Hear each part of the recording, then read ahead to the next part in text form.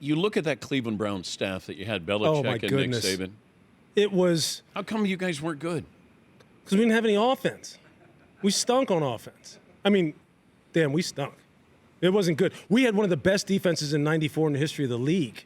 And, I mean, we would just snuff people out. I mean, blank them. And we'd still lose games. So that '94 season, we lost to the Steelers 3 times that year, twice in the regular season. Then we lost to them in the divisional round in Pittsburgh. I remember we went there to Pittsburgh, and we ran out on the football field for pregame.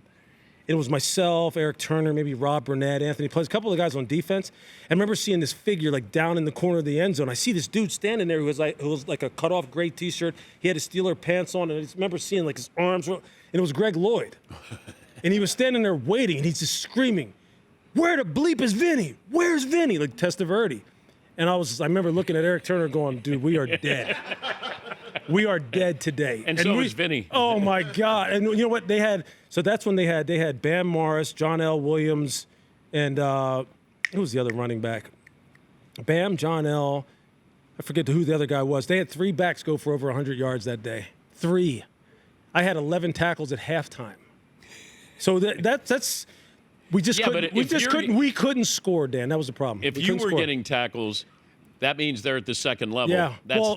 And I played down in the box because remember I wasn't a big cover guy. I was a tackler. That's right. They had me down in the box a lot. But yeah, you know what? That staff. Getting back to that staff though, that was football. That was like going to the Harvard of football. To learn from Nick and Bill at the same time, it was so hard at the time because of the demands that they put on you. And I'm telling you, I had a lot of sleepless nights those 3 years in Cleveland. But as I tell Nick now, and I tell Bill anytime I see him, I would not change it for the world. Those guys are savants. They are one of one.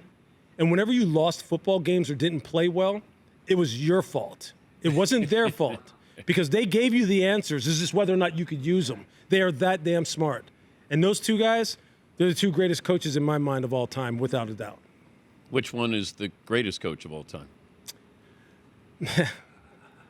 You know, I think I hit it off with, I had a much more personal relationship with Nick than I did with Bill because Bill was the head coach and Nick was the coordinator and the DB coach.